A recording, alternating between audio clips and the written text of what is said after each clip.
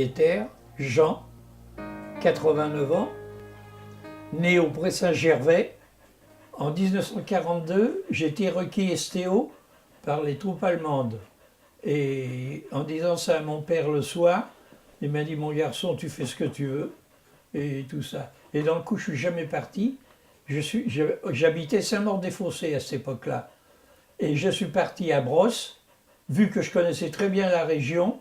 J'étais à l'école ici à Brosse, je connaissais beaucoup de choses. Mais alors en arrivant ici, plus de papier d'identité. À cette époque-là, on avait des cartes d'alimentation. J'en avais plus non plus. Il fallait bien manger. Hein. Alors j'ai travaillé à droite à gauche, j'ai été bûcheron. J'ai travaillé chez les cultivateurs pour ma nourriture et tout ça.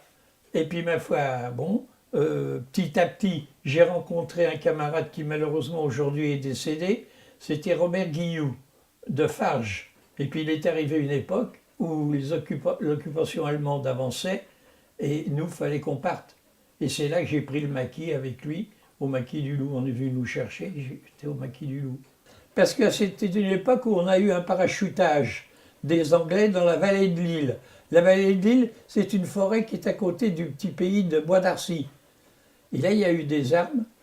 Et c'est M. Guilloux, son père, on a fait emmener ses armes dans la région parisienne pour la résistance de Paris.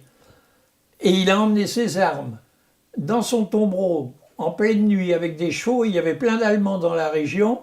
Il l'a emmené en gare de Sermizel, où les cheminots, étant dans la course aussi, étant d'accord, ont embarqué les armes qui sont arrivées dans la région parisienne pour la résistance. On faisait des embuscades, vous savez, sans interruption partout. J'ai été à Vézelay, à Vallon, puis toutes les embuscades qu'on a eues dans la Nièvre, Lyon et tout ça. Des bagarres sans interruption. Une chance inouïe. Je ne sais même pas encore la raison pour laquelle je suis encore vivant. C'est incroyable. Les embuscades qui étaient prévues, c'était grâce à des jeunes filles, puis des jeunes gens aussi de certains pays, qui, comment dirais-je, comment on les appelait? Bon, on les appelait, enfin, qui nous prévenaient des colonnes allemandes qui avançaient, voyez-vous.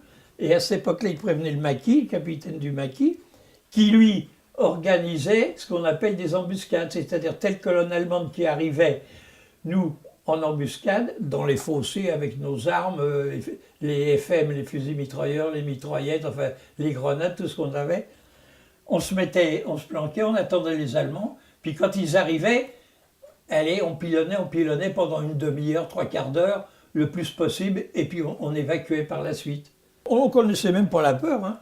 Moi, j'ai vu, par exemple, du maquis du Loup aller dans le Morvan pour soutenir un autre maquis qui était comment dirais-je, pris par les Allemands pour l'aider à pouvoir arriver sans tirer. Ah ouais. Non, vous savez, monsieur, on n'y pensait pas. Hein. J'avais 18 ans. On était jeunes. Alors, ouais, la bravoure. Aujourd'hui, on appelle ça des héros, mais à cette époque-là, il y en a eu. Il y en a eu des héros. Oh, ouais.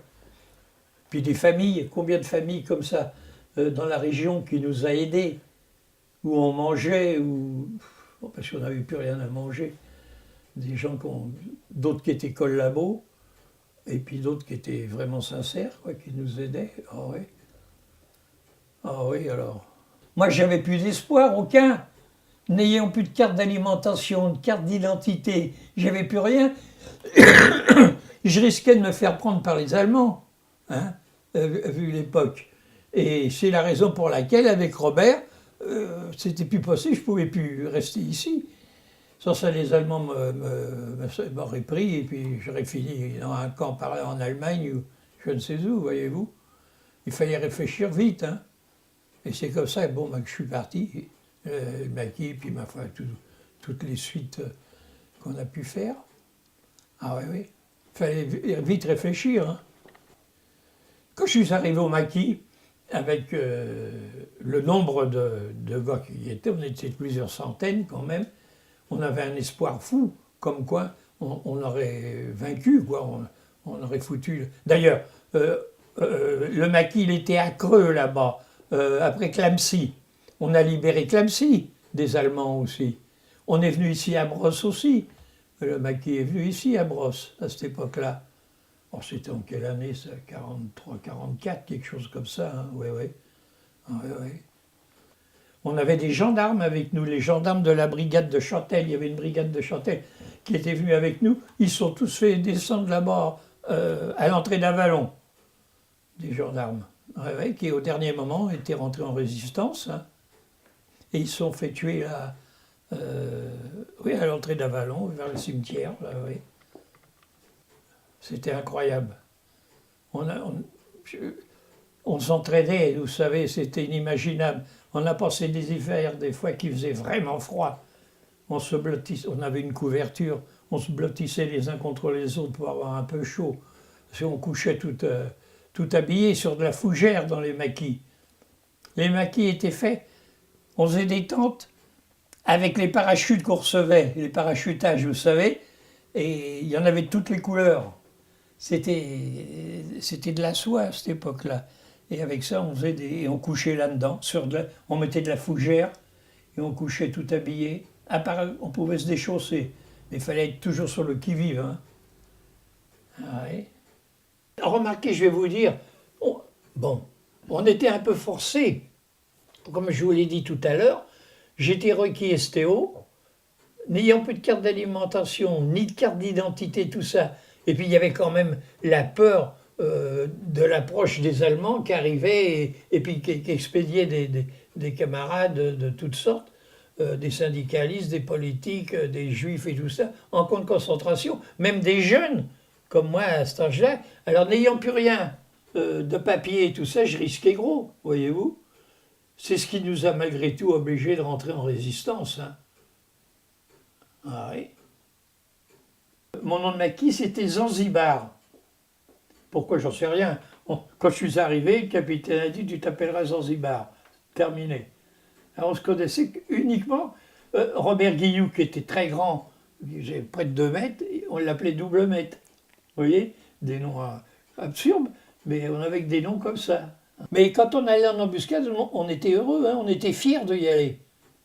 Ah oui, oui, on ne reculait pas, au contraire, on était contents. Et des fois, c'était des autres camarades qui y allaient, c'était pas toujours les mêmes. On n'était pas satisfaits, hein, pourquoi pas nous? Ah oui. Ah, on en voulait, hein. Oh oui, on en voulait avec les 18 ans qu'on avait, quoi. Vous savez, je vais vous dire, hein, j'ai 89 balais, mais j'en oublie, hein. Il y a des choses que j'oublie encore. Là, je vais vous montrer quelque chose. Ah oui, je vais vous le montrer.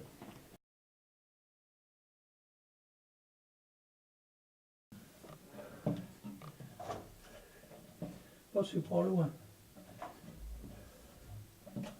Voyez-vous, ça, c'était leur sac à dos aux Allemands, où ils avaient leur couverture qui était comme ça dessus.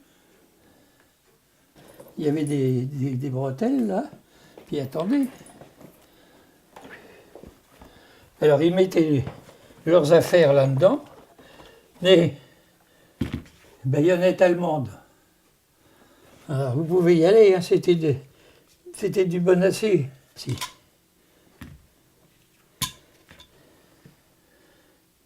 Et ça a été pris sur un Allemand. Hein.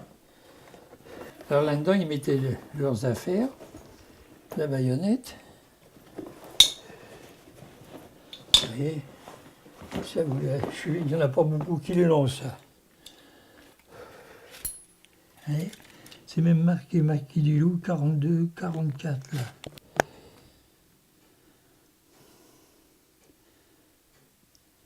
Ouais, c'était un moulot je l'ai eu.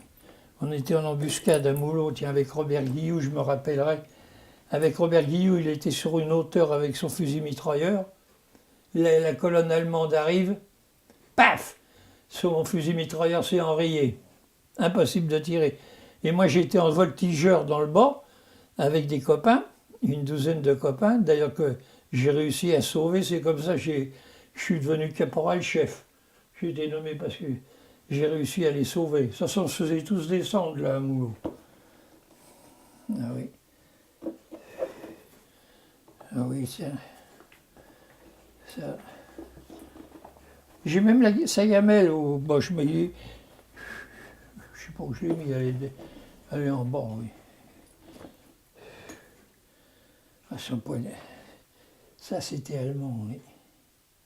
On avait un Italien avec nous, au maquis. On avait tout au maquis. Hein. Et c'était, je me rappelle, ben c'était à Moulot, oui.